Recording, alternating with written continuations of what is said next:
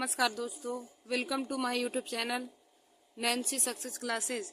आज मैं आप सभी लोगों के लिए जीके में महत्वपूर्ण टॉपिक लेकर आए हूं।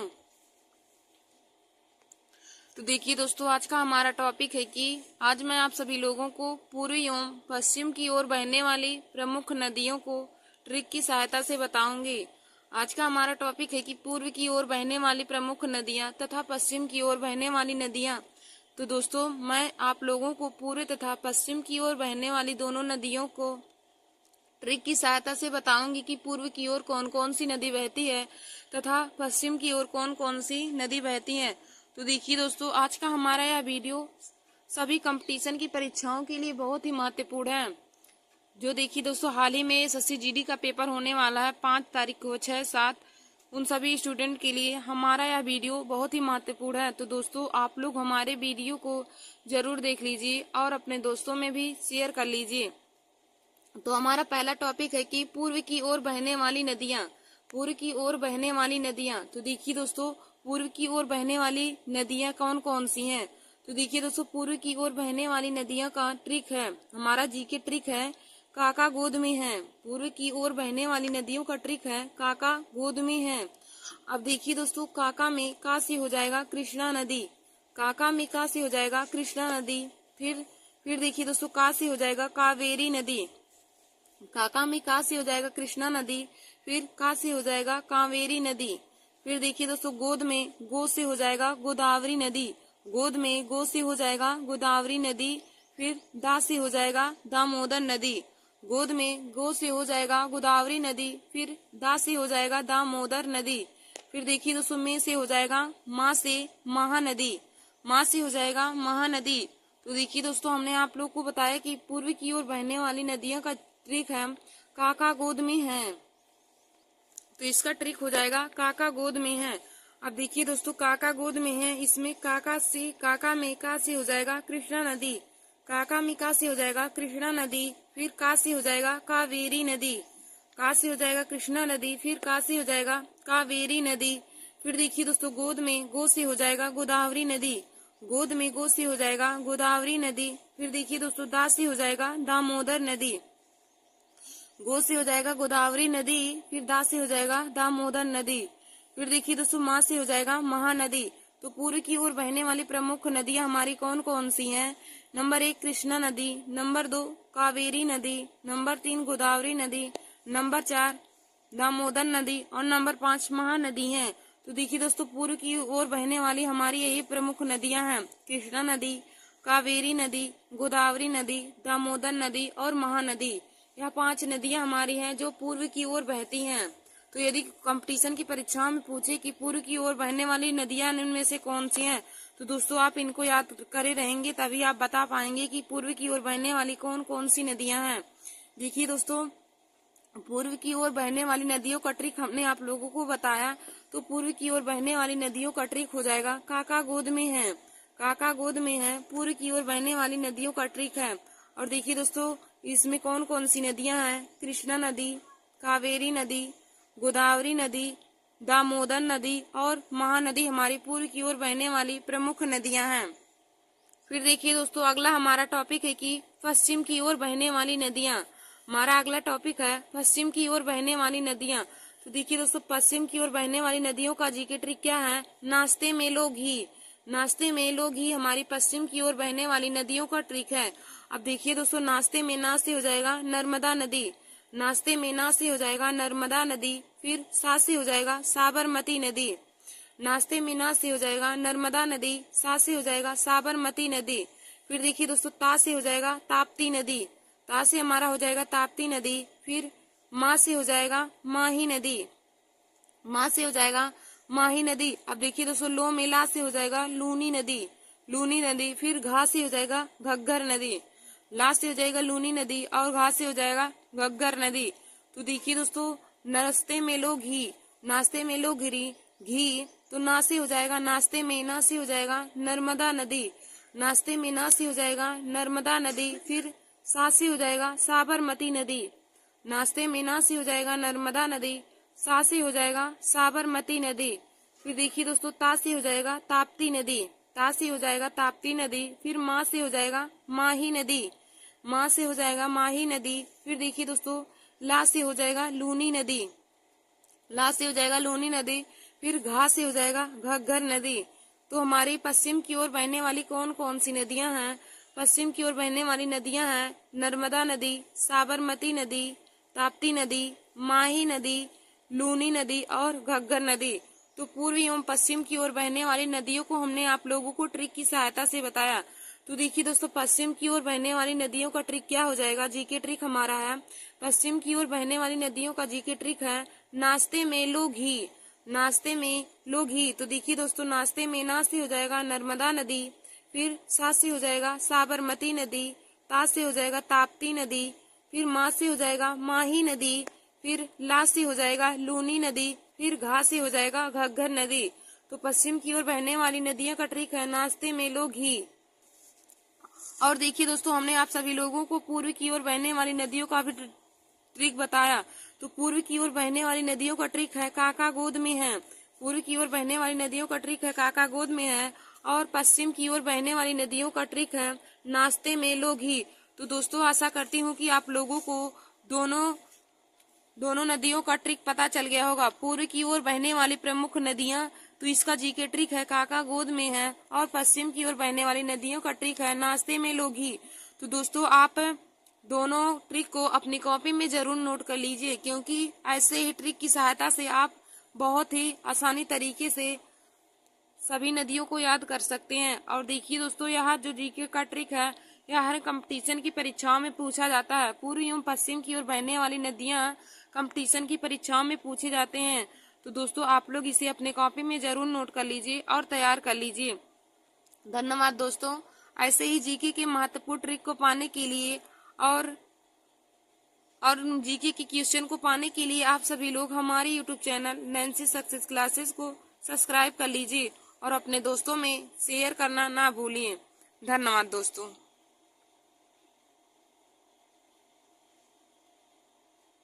नमस्कार दोस्तों, welcome to my YouTube channel. आज मैं आप सभी लोगों को जीके में महत्वपूर्ण क्वेश्चन सॉल्व कराऊंगी। देखिए दोस्तों आज मैंने आप सभी लोगों के लिए जीके में महत्वपूर्ण क्वेश्चन लिया है जो हर कंपटीशन की परीक्षाओं में पूछे जाते हैं। तो आप लोग हमारे इस वीडियो को जरूर देख लीजिए और अपने दोस्तों में भी शेयर कर लीजिए। तो देखिए दोस्तों हमारा यहाँ पे पहला क्वेश्चन दिया है किस वेद को भारतीय संगीत का मूल कहा जाता है? किस वेद को भारतीय संगीत का मूल कहा जाता है? तो देखिए दोस्तों पहले मैं आप सभी लोगों को वेद के बारे में बता देती हूँ कि वेद कितने होते हैं। तो देखिए दोस्तों वेद 4 होते हैं। Number 1 Rigveda, number 2 Samaveda, number 3 Yajurveda, number 4 Atharvaveda होते हैं। वेद 4 प्रकार के होते हैं, यजुर्वेद, ऋग्वेद, अथर्ववेद और सामवेद। यह 4 प्रकार के वेद होते हैं। यदि आपसे पूछे कि वेद के कितने प्रकार होते हैं तो देखिए दोस्तों वेद 4 प्रकार के होते हैं, ऋग्वेद, सामवेद, यजुर्वेद और अथर्ववेद।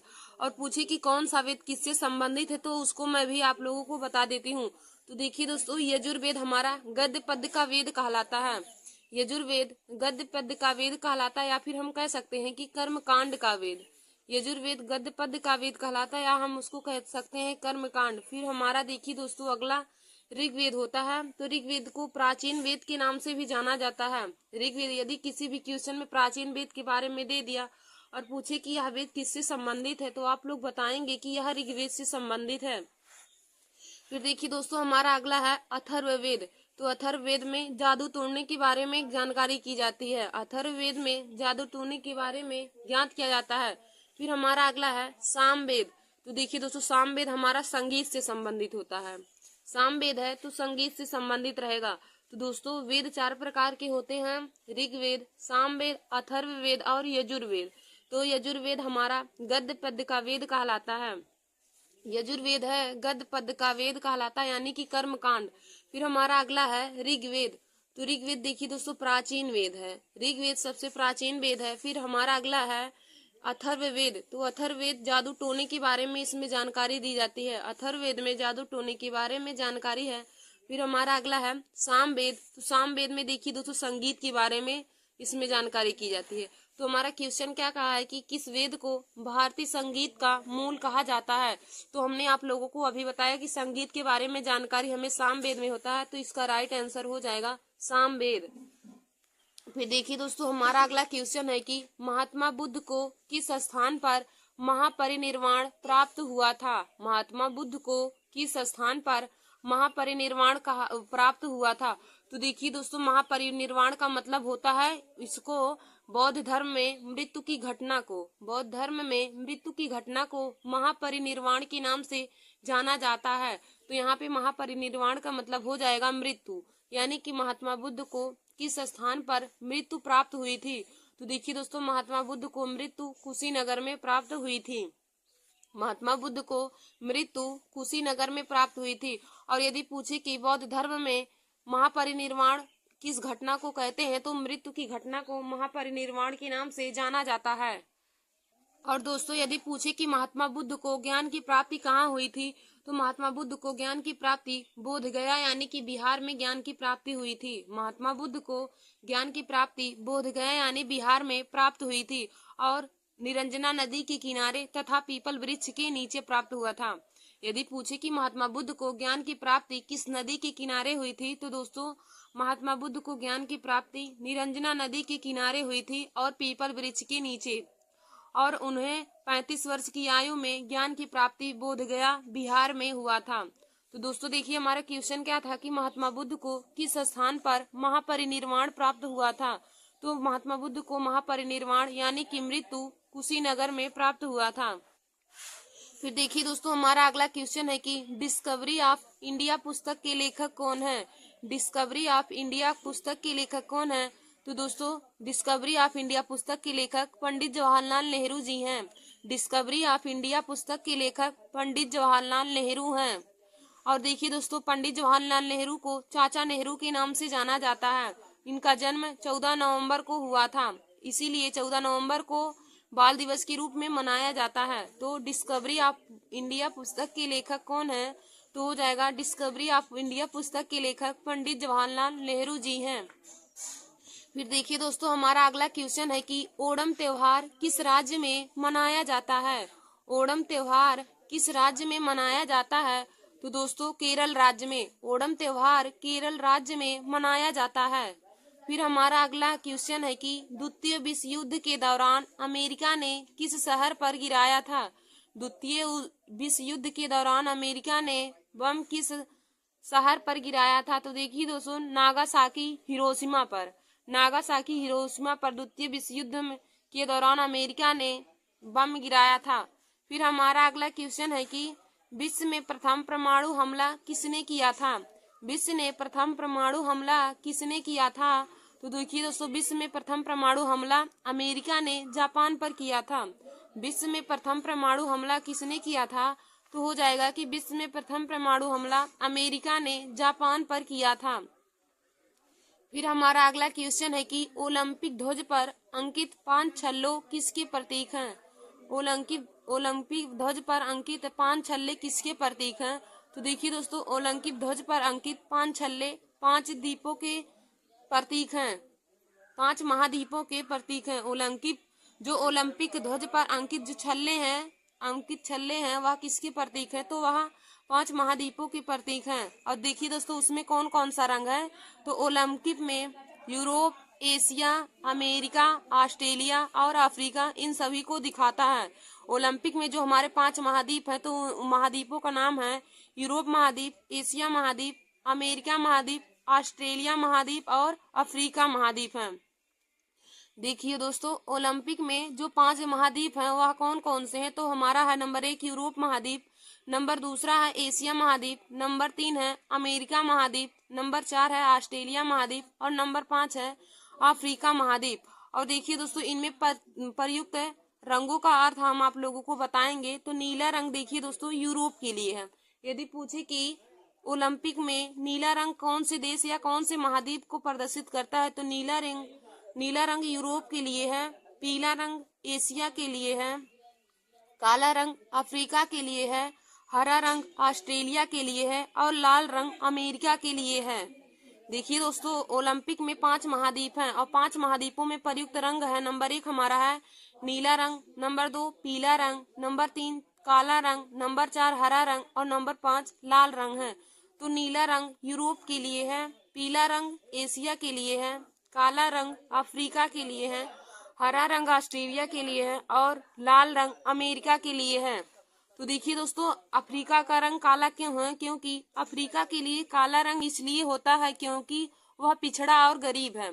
जो अफ्रीका महाद्वीप है यह पिछड़ा हुआ है और गरीब है, इसलिए वह उसके लिए काला रंग का प्रतीक है। फिर देखिए दोस्तों, हमारा अगला क्वेश्चन है कि भारत की सबसे ऊंची मूर्ति कौन सी है? भारत की सबसे ऊंची मूर्ति कौन सी है? तो देखिए दोस्तों, गोमतेश्वर सबसे ऊंची मूर्ति है। गोमतेश्वर सबसे ऊंची मूर्ति है। भारत की सबसे ऊंची मूर्ति कौन है? तो दोस्तों देखिए, भारत की सबसे ऊंची मूर्ति गोमतेश्वर है, जो कर्नाटक में श्रावणबेलगोला स्थान पर है। भारत की सबसे ऊंची मूर्ति गोमतेश्वर है, जो कर्नाटक में श्रावणबेलगोला स्थान पर स्थित है। फिर दोस्तों, हमारा अगला क्वेश्चन है कि इंडिया डिवाइडेड नामक पुस्तक के लेखक कौन है? इंडिया डिवाइडेड नामक पुस्तक के लेखक कौन है? तो दोस्तों, इंडिया डिवाइडेड नामक पुस्तक के लेखक डॉक्टर राजेंद्र प्रसाद जी हैं। हमारा क्वेश्चन है कि इंडिया डिवाइडेड नामक पुस्तक के लेखक कौन है? तो दोस्तों, इंडिया डिवाइडेड नामक पुस्तक के लेखक डॉक्टर राजेंद्र प्रसाद जी हैं। फिर हमारा अगला क्वेश्चन है कि भारत का सबसे बड़ा बंदरगाह कौन सा है? भारत का सबसे बड़ा बंदरगाह कौन सा है? तो दोस्तों, भारत का सबसे बड़ा बंदरगाह मुंबई बंदरगाह है। भारत का सबसे बड़ा बंदरगाह मुंबई बंदरगाह है। फिर हमारा अगला क्वेश्चन है कि भारत का सबसे गहरा बंदरगाह कौन सा है? भारत का सबसे गहरा बंदरगाह कौन सा है? तो देखिए दोस्तों, भारत का सबसे गहरा बंदरगाह विशाखापट्टनम है। फिर हमारा अगला क्वेश्चन है कि सबसे ज्वारी बंदरगाह कौन सा है? सबसे ज्वारी बंदरगाह कौन सा है? तो दोस्तों, सबसे ज्वारी बंदरगाह कांडला बंदरगाह है। सबसे ज्वारी बंदरगाह कांडला बंदरगाह है। फिर हमारा अगला क्वेश्चन है कि भारत का कृत्रिम बंदरगाह कौन सा है? भारत का कृत्रिम बंदरगाह कौन सा है? तो देखिए दोस्तों, भारत का कृत्रिम बंदरगाह चेन्नई बंदरगाह है। भारत का कृत्रिम बंदरगाह चेन्नई बंदरगाह है। फिर हमारा अगला क्वेश्चन है कि गिरनार पहाड़ी कहाँ स्थित है? हमारा अगला क्वेश्चन है कि गिरनार पहाड़ी कहाँ स्थित है? तो देखिए दोस्तों, गिरनार पहाड़ी गुजरात में स्थित है। हमारा अगला क्वेश्चन है कि गिरनार पहाड़ी कहाँ स्थित है? तो गिरनार पहाड़ी गुजरात में स्थित है। फिर हमारा अगला क्वेश्चन है कि महात्मा गांधी राष्ट्रीय समुद्री उद्यान कहाँ स्थित है? महात्मा गांधी राष्ट्रीय समुद्री उद्यान कहाँ स्थित है? तो देखिए दोस्तों, महात्मा गांधी राष्ट्रीय समुद्री उद्यान पोर्ट ब्लेयर में स्थित है। फिर देखिए दोस्तों, हमारा अगला क्वेश्चन है कि 22 मार्च को जल दिवस मनाया जाता है, 22 अप्रैल को पृथ्वी दिवस और 22 मई को अंतर्राष्ट्रीय विविधता दिवस मनाया जाता है। देखिए दोस्तों, यह तीनों दिवस बहुत ही महत्वपूर्ण हैं। तो 22 मार्च को जल दिवस मनाया जाता है। यदि पूछे कि विश्व जल दिवस कब मनाया जाता है, तो आप लोग बताएंगे कि विश्व जल दिवस 22 मार्च को और पृथ्वी दिवस 22 अप्रैल को और अंतर्राष्ट्रीय विविधता दिवस 22 मई को मनाया जाता है। तो 22 मार्च, 22 अप्रैल और 22 मई तीनों लगभग यह तीनों हमारा लगातार जो ईयर है उसमें आते हैं। तो 22 मार्च को विश्व जल दिवस, 22 अप्रैल को विश्व पृथ्वी दिवस और 22 मई को अंतर्राष्ट्रीय विविधता दिवस के रूप में मनाया जाता है। फिर दोस्तों, हमारा अगला क्वेश्चन है कि सबसे बड़ी नदी द्वीप माजुली भारत के किस राज्य में स्थित है? सबसे बड़ा नदी द्वीप माजुली भारत के किस राज्य में स्थित है? तो देखिए दोस्तों, इसका राइट आंसर हो जाएगा असम। यानी कि असम में सबसे बड़ा नदी द्वीप माजुली भारत के किस राज्य में स्थित है? तो असम राज्य में स्थित है। फिर हमारा अगला क्वेश्चन है कि विश्व का सबसे गहरा भाग किस सागर में स्थित है? विश्व का सबसे गहरा भाग किस सागर में स्थित है? तो देखिए दोस्तों, प्रशांत महासागर में स्थित है। विश्व का सबसे गहरा भाग प्रशांत महासागर में स्थित है। और विश्व का सबसे गहरा भाग क्या है? तो मेरियाना गर्त। विश्व का सबसे बड़ा भाग मेरियाना गर्त है, जो प्रशांत महासागर में स्थित है। देखिए दोस्तों, यदि क्वेश्चन में पूछे कि विश्व का सबसे गहरा भाग कौन सा है, विश्व का सबसे गहरा भाग कौन सा है, तो आप लोग बताएंगे कि विश्व का सबसे गहरा भाग मेरियाना गर्त है। और यदि पूछे कि विश्व का सबसे गहरा भाग किस महासागर में स्थित है। तो आप लोग बताएंगे कि विश्व का सबसे गहरा भाग प्रशांत महासागर में स्थित है। फिर हमारा अगला क्वेश्चन दिया है कि ओजोन परत पाई जाती है, यानी कि ओजोन परत किस मंडल में पाई जाती है। तो देखिए दोस्तों, ओजोन परत समताप मंडल में पाई जाती है। हमारा अगला क्वेश्चन है कि ओजोन परत किस मंडल में पाई जाती है। तो देखिए दोस्तों, ओजोन परत समताप मंडल में पाई जाती है। फिर हमारा अगला क्वेश्चन है कि कोलोरू झील किस राज्य में पाई जाती है। कोलेरी झील किस राज्य में पाई जाती है। तो दोस्तों, आंध्र प्रदेश में। फिर हमारा अगला क्वेश्चन है कि नर में लिंग गुणसूत्र की कौन से होते हैं। नर यानी कि मनुष्यों में, लड़कों में कौन से लिंग गुणसूत्र होते हैं। तो देखिए दोस्तों, मनुष्यों में यानी कि नर में लिंग गुणसूत्र XY होते हैं। और औरतों में लिंग गुणसूत्र कौन होते हैं। तो औरतों में XX लिंग गुणसूत्र होते हैं, जबकि पुरुषों में XY लिंग गुणसूत्र होते हैं और महिलाओं में XX लिंग गुणसूत्र होते हैं। फिर हमारा अगला क्वेश्चन है, कैप्सूल का आवरण बना होता है। कैप्सूल का आवरण बना होता है। तो देखिए दोस्तों, कैप्सूल का आवरण स्टार्च का बना होता है। कैप्सूल का आवरण किसका बना होता है। तो कैप्सूल का आवरण स्टार्च का बना होता है। फिर हमारा अगला क्वेश्चन है कि शहद में मुख्यतः होते हैं। शहद में मुख्यतः क्या होते हैं। तो दोस्तों, शहद में मुख्यतः कार्बोहाइड्रेट होते हैं।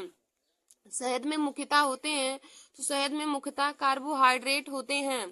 फिर हमारा अगला है कि भारत की झीलों का जिला के रूप में किसको जाना जाता है। तो नैनीताल को भारत की झीलों के जिला के रूप में जाना जाता है। फिर हमारा अगला क्वेश्चन है कि भारत में कुल कितने प्रमुख बंदरगाह हैं। भारत में कुल कितने प्रमुख बंदरगाह हैं। तो देखिए दोस्तों, भारत में कुल कितने प्रमुख बंदरगाह हैं। तो भारत में कुल बंदरगाह प्रमुख 13 हैं। भारत में प्रमुख रूप से बंदरगाह 13 हैं। और यदि पूछे कि भारत का सबसे बड़ा बंदरगाह कौन सा है, तो आप लोग बताएंगे कि भारत का सबसे बड़ा बंदरगाह मुंबई बंदरगाह है। धन्यवाद दोस्तों। ऐसे ही हमारे वीडियो को देखने के लिए और जीके के महत्वपूर्ण क्वेश्चन को पाने के लिए आप सभी लोग हमारे YouTube channel Nancy success classes को सब्सक्राइब कर लीजिए और अपने दोस्तों में शेयर करना ना भूलें। धन्यवाद दोस्तों।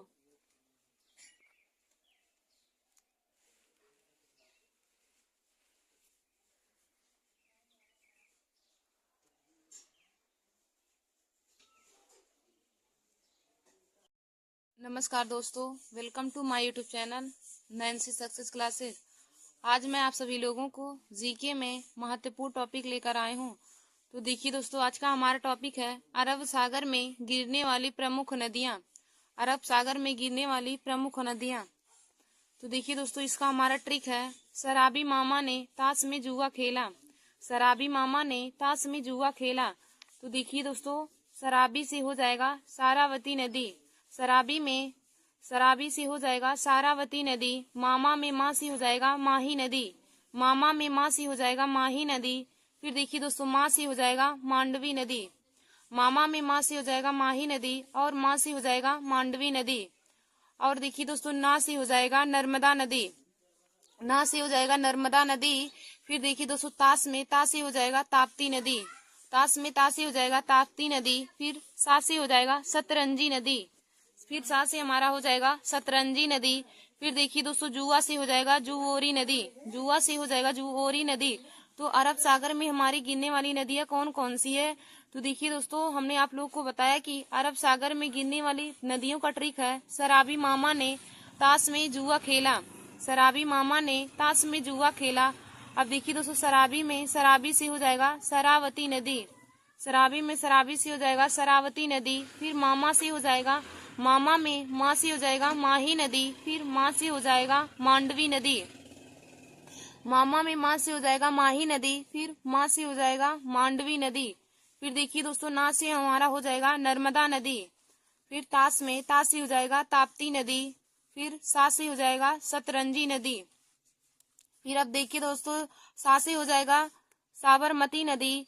फिर जुआ से हो जाएगा जुओरी नदी। तो अरब सागर में गिरने वाली हमारी कौन कौन सी नदियां हैं। देखिए दोस्तों, शरावती नदी, माही नदी, मांडवी नदी, नर्मदा नदी, ताप्ती नदी, सतरंजी नदी, साबरमती नदी और जुओरी नदी। यह सभी नदियां अरब सागर में गिरने वाली नदियां हैं। फिर देखिए दोस्तों, हमारा अगला टॉपिक है रबी की फसल। हम आप लोगों को रबी की फसल को ट्रिक की सहायता से बताएंगे कि रबी की कौन कौन सी फसल है। तो देखिए दोस्तों, रबी की फसल का ट्रिक है, मैं आज गाना गा रहा हूँ। आज मैं गा रहा हूँ। रबी की फसल का ट्रिक है आज मैं गा रहा हूँ। तो देखिए दोस्तों, आज में आ से हो जाएगा, आज में बड़ा आ से हो जाएगा आलू, फिर जा से हो जाएगा जौ। आज में बड़ा आ से हो जाएगा आलू, फिर जा से हो जाएगा जौ। और देखिए दोस्तों, मैं में माँ से हो जाएगा मटर एवं मसूर। माँ से हो जाएगा मटर एवं मसूर। फिर देखिए दोस्तों, गेहूं में गा से हो जाएगा गेहूं, फिर राई में रा से हो जाएगा राई। तो हमारी रबी की फसल कौन कौन सी है? तो रबी की फसल का ट्रिक है, मैं आज गा रहा हूँ। मैं आज गा रहा हूँ, रबी की फसल का ट्रिक है।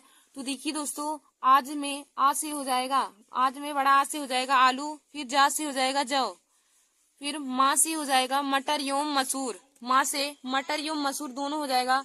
तो देखिए दोस्तों, मटर और मसूर दोनों ही रबी की फसल हैं। फिर देखिए दोस्तों, गेहूं से हो जाएगा गेहूं, फिर राई से हो जाएगा राई, जिसको हम लोग सरसों कहते हैं, राई को ही सरसों कहा जाता है। तो रबी की फसल यही हमारी है, जिसमें है आलू, जौ, मटर, मसूर, गेहूं और राई। यह सभी हमारी अरब साग या रबी की फसल हैं। फिर देखिए दोस्तों, हमारा अगला टॉपिक है कि भारत का संविधान किन किन देशों से लिया गया है। भारत का संविधान किन किन देशों से लिया गया है, तो दोस्तों हम आप लोगों को ट्रिक की सहायता से बताएंगे। तो देखिए दोस्तों, भारत की संविधान याद करने का ट्रिक है, आबिद आज रुक जा अमेरिका। तो दोस्तों, इसका ट्रिक हो जाएगा, आबिद आज रुक जा अमेरिका। भारत का संविधान किन किन देशों से लिया गया है, इसका ट्रिक है, आबिद आज रुक जा अमेरिका। तो देखिए दोस्तों, आबिद में बड़ा आ से हो जाएगा आयरलैंड। आबिद में बड़ा आ से हो जाएगा आयरलैंड, फिर बी से हो जाएगा ब्रिटेन, दा से हो जाएगा दक्षिण अमेरिका। आबिद में बड़ा आ से हो जाएगा आयरलैंड, बी से हो जाएगा ब्रिटेन, दा से हो जाएगा दक्षिण अमेरिका। फिर आज में बड़ा आ से हो जाएगा ऑस्ट्रेलिया, जा से हो जाएगा जर्मनी। फिर देखिए दोस्तों, रुक में रू से हो जाएगा रूस, रुक में रू से हो जाएगा रूस, फिर का से हो जाएगा कनाडा। फिर अब देखिए दोस्तों, जा से हो जाएगा जापान, और अमेरिका से हो जाएगा अमेरिका। तो भारत का संविधान किन किन देशों से लिया गया है, इसका जीके ट्रिक है, आबिद आज रुक जा अमेरिका।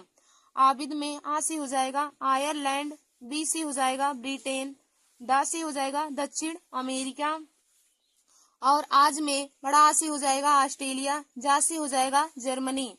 फिर देखिए दोस्तों, रुक में रू से हो जाएगा रूस, का से हो जाएगा कनाडा, फिर जा से हो जाएगा जापान, और अमेरिका से हो जाएगा अमेरिका।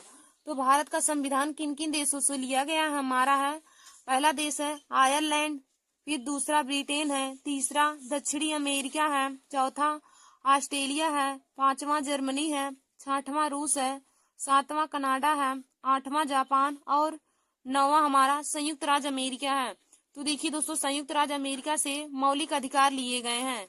भारतीय संविधान में मौलिक अधिकार यदि पूछे किस देश से लिए गए हैं, तो अमेरिका देश से मौलिक अधिकार लिए गए हैं। और रूस हमारा मौलिक कर्तव्य लिए गए, रूस देश से मौलिक कर्तव्य लिए गए हैं, और संयुक्त राज्य अमेरिका से मौलिक अधिकार लिए गए हैं।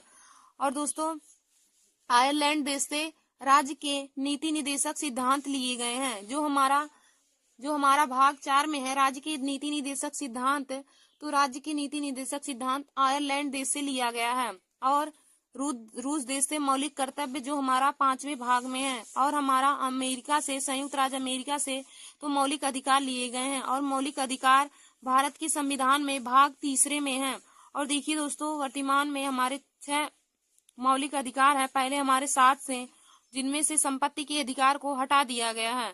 पहले यदि पूछे कि मूल संविधान में कितने अधिकार है, तो देखिए दोस्तों, पहले हमारे संविधान में मौलिक अधिकार 7 मौलिक अधिकार थे, लेकिन वर्तमान में हमारे 6 मौलिक अधिकार बचे हैं।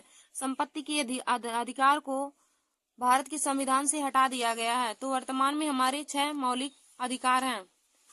धन्यवाद दोस्तों। ऐसे ही जीके की ट्रिक पाने के लिए आप सभी लोग हमारे YouTube channel Nancy success classes को सब्सक्राइब कर लीजिए, और अपने दोस्तों में शेयर करना ना भूलें।